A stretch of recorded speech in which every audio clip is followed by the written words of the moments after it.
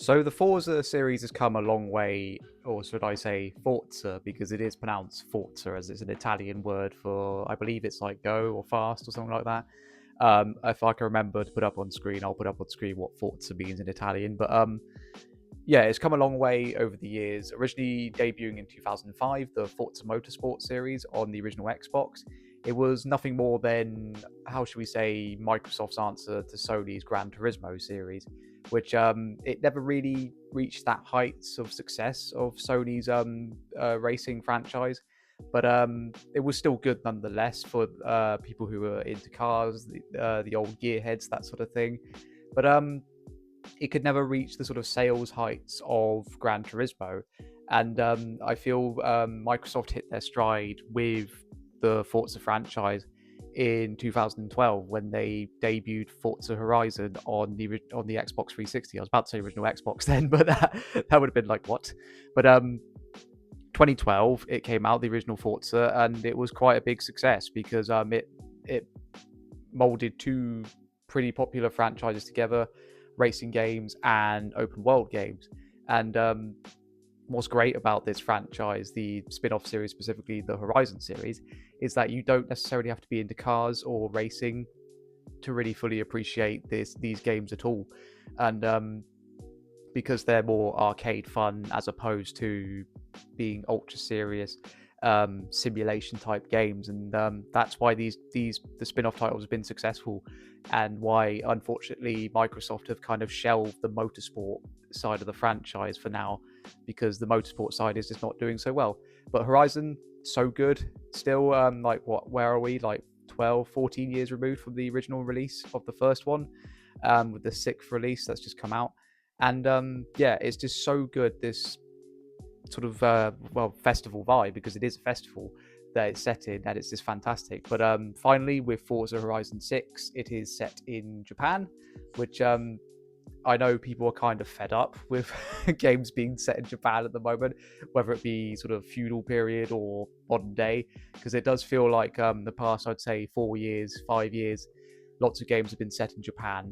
But honestly, for this franchise, for Forza Horizon, it makes sense for it to be set in Japan, with the car culture, the drifting of cars, that sort of thing, the windy roads. It's just kind of like a match made in heaven, and so far I love it. So this video will probably be quite a quick one, where I talk about Forza Horizon 6 for a bit. So let's get into it, shall we? So once again, you are participating in the titular Horizon Festival in Forza Horizon, but this time you're in Japan, of course. And to be honest, with all the rumors going around this game with its main story, I'd say main story, because let's be honest, we don't really play these games for the narrative, because narrative in racing games are fairly barren, if they're at all.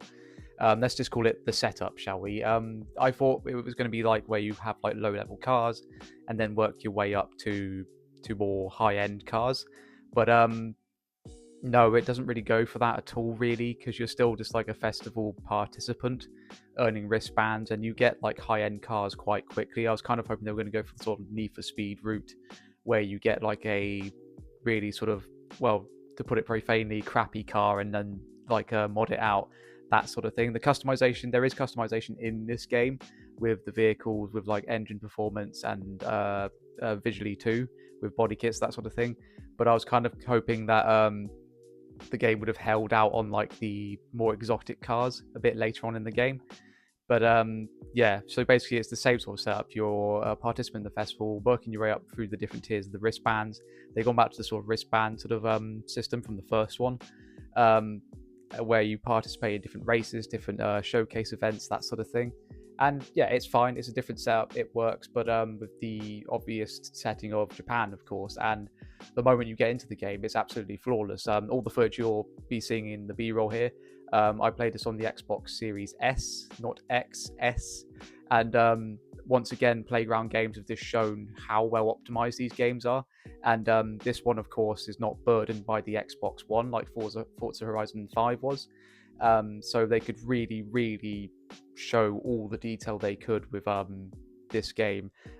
Even on the quality mode on the Series S, it has some elements of ray tracing in it, which is absolutely fantastic considering the sort of underpowered nature of the Xbox Series S. And of course, the Series S both has a performance and a quality mode, which was something I was shocked about, it being a massive open world. Even though if it is a racing game, the massive open world with all the detail, that sort of thing, the fact that this game has a quality mode on the Series S is quite impressive, considering most developers in the AAA space don't even bother with a quality mode on the Series S because they make the excuse like, oh, it'll be too much of a burden on the hardware. Meanwhile, and I get Playground Games is also an Xbox owned studio, but they just go to show like their engine is just so adaptive to low end hardware. And to my knowledge too, it also runs quite well on the Steam Deck of what I've seen online, even though it's like 30 FPS on, but it runs at high settings at 30 frames per second. But yeah, it looks fantastic the moment you boot it up. When you do the first showcase race where you're racing towards the festival, you do all the different like little taster bits of the different cars, that sort of thing, like you do at the start of every single game. And it's great. You start off with like this beautiful orchard of cherry blossoms. I can't remember if I captured that. If I do, it'll be on screen. And just seeing the massive fields and rolling hills unfold in front of you as you floor it, it's just magnificent. And then you jump into like drift cars, you jump into off-road, and it shows you the different biomes and different environments that you'll be exploring in this open world, like in the other games. But unlike Mexico, Japan is a lot more varied with its landscape, because Mexico was quite flat and it's a desert, and of course it's Mexico, it's a desert mostly, it's quite barren, whereas Japan's more with lush greens. Then to further towards the north you get the snowy mountains, that sort of thing. I liked Forza Horizon 5, but I feel like the environments were just they were just a bit drab, they weren't varied enough. And it's not the fault of the developers or where it's based, because I mean Mexico is not particularly a very landscape where they set it. But they brought back the seasons too with Forza Horizon 6, so you got like spring, summer, autumn, winter, that sort of thing. I don't know why I listed off the seasons. You know what the seasons are. But it adds more variety to how cars handle, like in Forza Horizon 4, which that was set in the UK, so you get varied seasons in that country too, where I'm from, of course. But Japan obviously has like sort of similar seasons to the UK, so they thought they just add that back in, and it just adds more variety visually too, with different weather too, instead of it just being sunny all the time or it just being rainy all the time. Which if you can tell behind me on the screen with the rain, with the puddles of the rain in the center of Tokyo, it looks magnificent. I will say this. Do play this on higher end hardware to get like the best visual output, like the Series X or the PC, and eventually the PS5 when it comes out on the PS5. Stick it in quality mode, because I've seen some stuff online with photo modes. It looks magnificent with the neon lights in Tokyo, where you see the rain puddles after it's rained, and just the absolutely exquisite detail of the cars. I mean, you can see it right here behind me on the television screen here. The exquisite detail on the car models is just nothing I've seen in a game recently. I mean, Forza Horizon 5 did it really well, but as I said, this is not hampered by the 8th generation of consoles anymore, so they can just go all out with the car details, with the reflections, just like the damage modeling, that sort of thing, the environments with the neon lights, as you can see here, the set of Tokyo. It's just magnificent, for the lack of better words, the visuals in this game. But the gameplay, it's a Forza Horizon game, so quite familiar if you've played them before. Not a bad thing by any means, but I feel this one's probably a bit more difficult than 5, because the courses are more windy compared to the other games, because of course it's set in Japan. Japan is quite notorious for having quite windy roads, especially in the rural areas, and of course their culture of drift cars too, so there is a lot of like emphasis on drifting in this game. But once I got the hang of it, I was drifting around corners like in Fast and the Furious Tokyo Drift. I was Tokyo drifting, as it were. Yeah, it's great. The handling of the cars, the variety of cars is fantastic, and just being able to bomb it across a field when you can't be bothered to follow the roads is just fantastic. It's just the typical sort of Forza Horizon thing. They have collectibles like they always do in every game. Like you got the signs, the XP signs.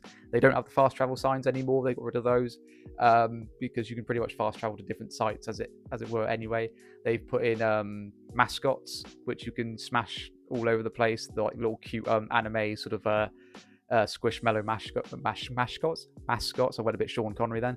Mascots, you can smash those. There's about 200 of those. My partner's been playing this a lot, and she's almost got all of them because she loves collecting things in open world games. You can also there's also opportunities to take pictures of cars, to take pictures of certain landmarks in Japan, and they also have different like challenges, like every day, that sort of thing. And again, my partner obsessed with taking photos of the cars and stuff like that, just to unlock things.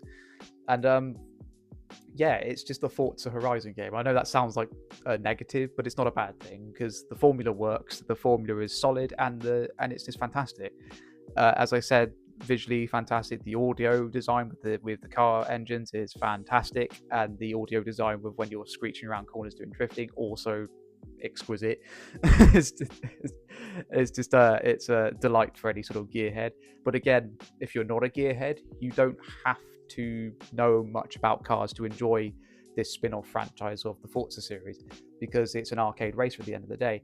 I know a fair bit about cars, which is quite funny because I don't drive and I never learned how to drive. But I grew up around people who knew a lot about cars, and my brother and my father, they were all about cars, like driving like fast cars, that sort of thing, into their sort of high performance cars.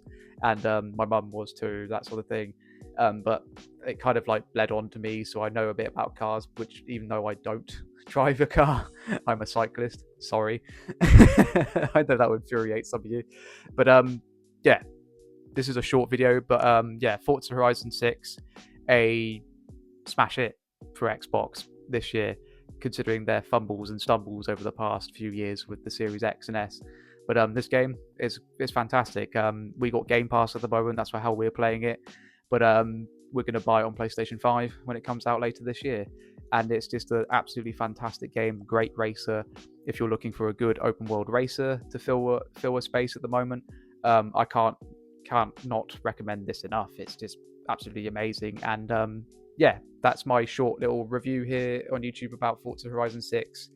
And yeah, sorry about not really uploading the past week or so. To be honest, I've not really been in the mood to do video content, and I thought, I've been playing this on Game Pass, I thought I'd talk about this for about 12-15 minutes, that sort of thing. It's not going to be a long video, so yeah, thanks for the support. I've been uploading shorts a bit more just to kind of keep you occupied with stuff I'm playing with this game, and of course Far Cry 4. Far Cry 4, might do a video about it, I might not. But yeah, thanks for sticking by me. Getting close to 300 subscribers, bit of a slow burn, but YouTube always is a bit of a slow burn. And just want to say thank you so much for the comments on my latest videos, like my comic book one. I want to try and do more comic book related content on here. Maybe I'll do like a video about my Daredevil comic book collection, because I've got a fair few Daredevil comics too. But that's enough rambling for me. I hope you all have a wonderful day, and I'll see you on the next one. See you later. Bye.